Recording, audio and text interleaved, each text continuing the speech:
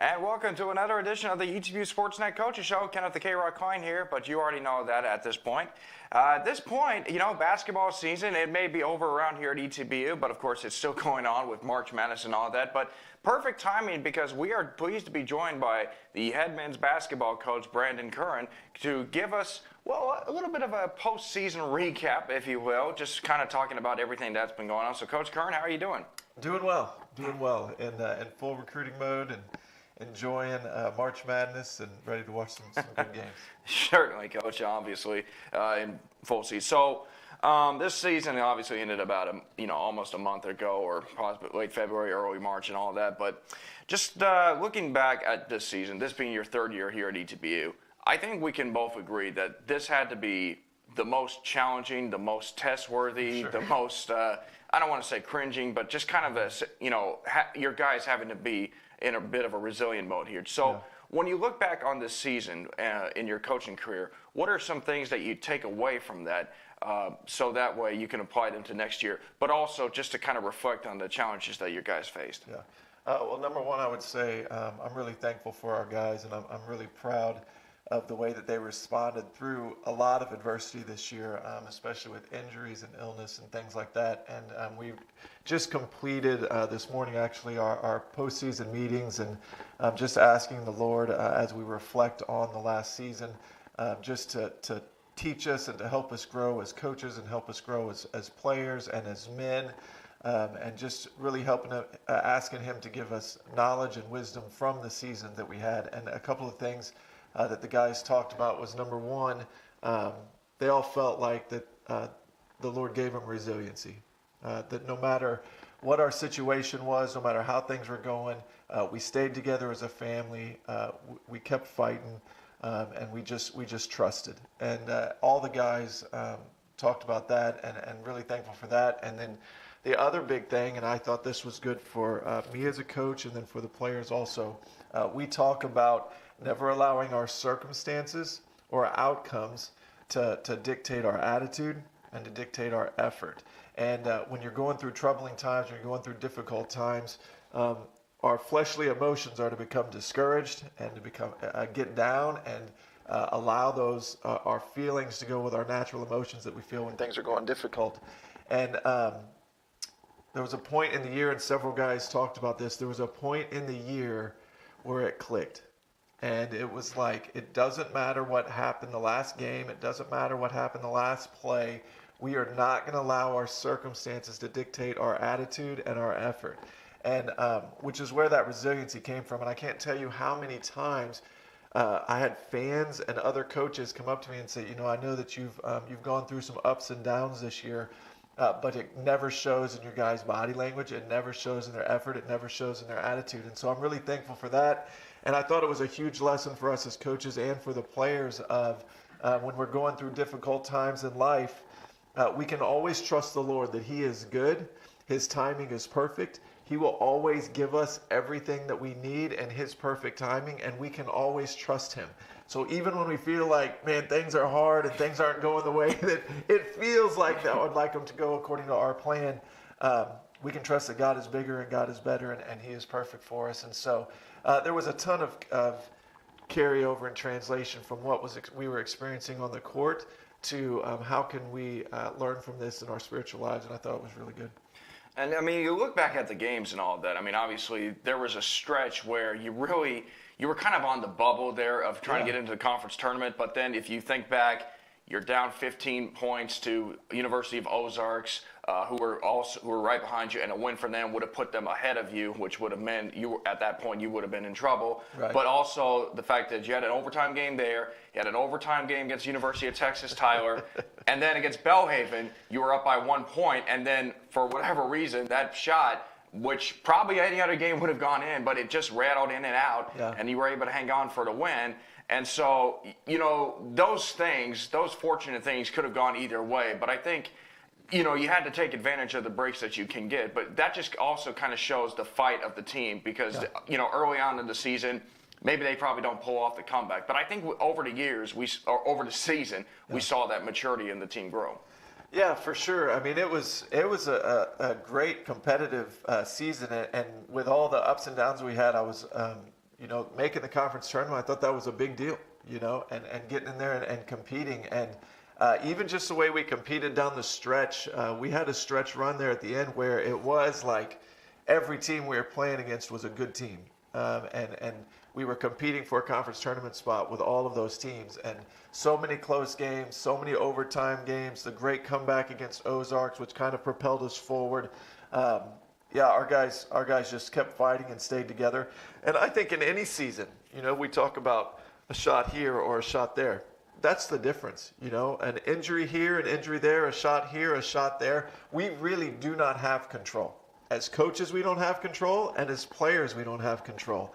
And, a year ago, we're in the conference championship playing for a chance to play in the NCAA tournament, ranked 5th in the region. And this year, same hopes, same expectations, same players.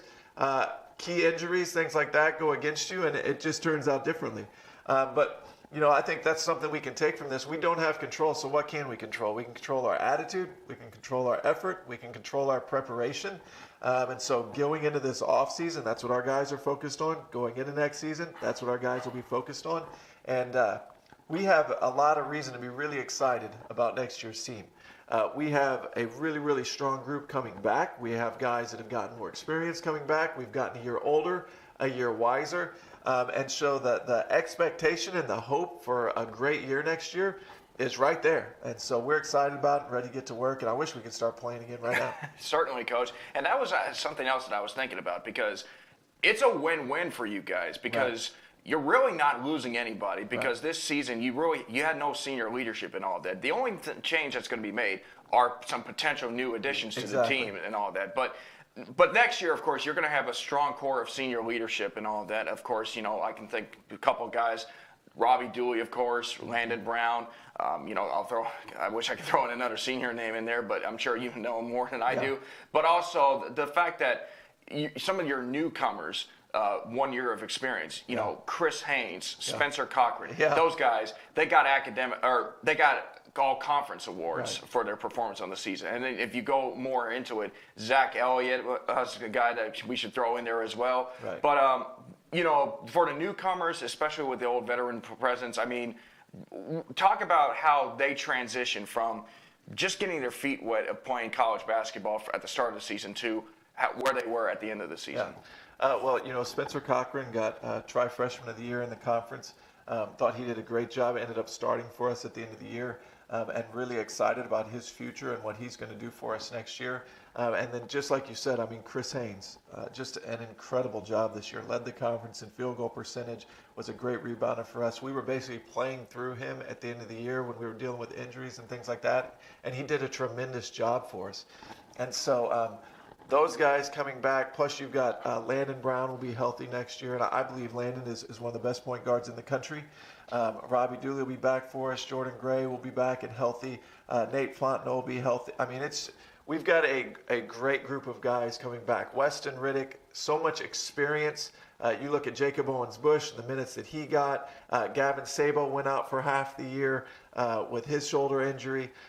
He'll be back for next year. So we love our team. And I'm really excited about these guys. And it is important, as we have evaluated, and I go all the way back to the end of last year and look to evaluate, it is important that we add some key guys to this class. And as you look at this year, I think just from a depth standpoint, and in terms of being able to recover from injuries, in terms of a competition standpoint, an accountability standpoint, I think adding some key guys that can play huge roles for us next year is a really big deal. And so that's the way that we're looking at this offseason and how we're approaching our recruiting. And our whole team agrees with that.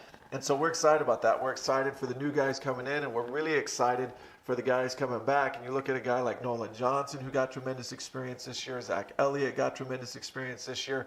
Jacob Owens-Bush came on in a huge way for us late in the year. Spencer's coming in as a sophomore.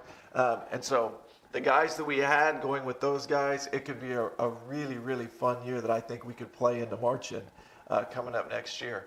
And just even in addition to that, we've got a lot of senior leadership guys that have been here for a while, and we've also got guys with our block scheduling here at ETBU that are graduating after 3 years. So even though they're not a senior in eligibility, they're a senior academically, and so they're going to be getting their degrees. And so these new recruits that we bring in, not only are they going to play a big role next year, but a big role carrying on the future of our program and our culture and our chemistry. So this is a huge class, and really excited about that, and also excited about the guys we have coming back.